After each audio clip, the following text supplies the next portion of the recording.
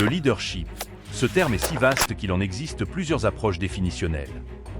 Aujourd'hui, voyons l'une des stratégies infaillibles pour asseoir son leadership, à savoir, le développement des compétences des membres de l'équipe. Un célèbre penseur disait « Un succès sans successeur est un échec ». Admettons cette affirmation et allons-y comprendre que le renforcement des capacités est le moyen de laisser un successeur. C'est une stratégie essentielle pour la réussite à long terme de toute organisation. En investissant dans le développement des compétences, les organisations non seulement améliorent la performance de leur équipe, mais elles créent également un environnement de travail plus motivant et dynamique, prêt à relever les défis futurs et à saisir de nouvelles opportunités.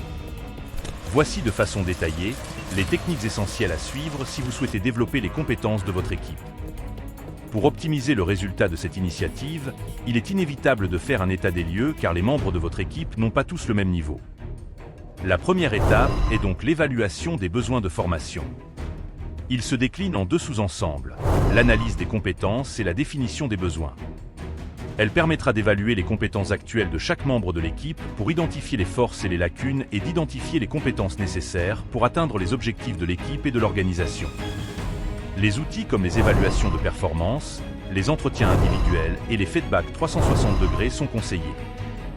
Bien entendu, il faut avoir établi des objectifs de développement. Vous devez veiller à ce que vos objectifs soient SMART et ressortir des plans de développement individuels. Cela pourrait mieux orienter vos collaborateurs sur les compétences à développer, les ressources nécessaires et les échéances.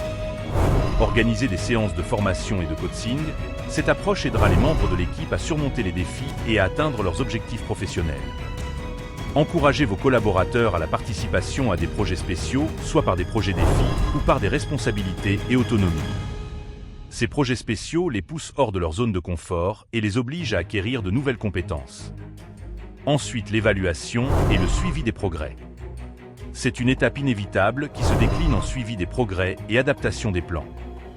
Il faut évaluer régulièrement les progrès des membres de l'équipe par rapport à leurs objectifs de développement et réajuster les plans de développement en fonction des besoins et des progrès réalisés. Enfin, l'encouragement à la collaboration et au partage des connaissances, c'est en formant des groupes de travail ou des communautés de pratique pour favoriser le partage des connaissances et des compétences et organisant des sessions de partage où les membres de l'équipe peuvent présenter leurs apprentissages et leurs expériences. Développer les compétences de votre équipe nécessite une approche structurée et continue. En tant que leader, votre rôle est de fournir les ressources, le soutien et les opportunités nécessaires pour que chaque membre de l'équipe puisse s'épanouir et contribuer efficacement à la réussite collective.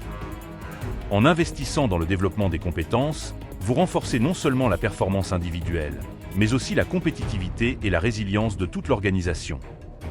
Maintenez une communication ouverte et honnête avec votre équipe pour assurer une transition en douceur et efficace. Abonnez-vous pour plus de conseils en leadership.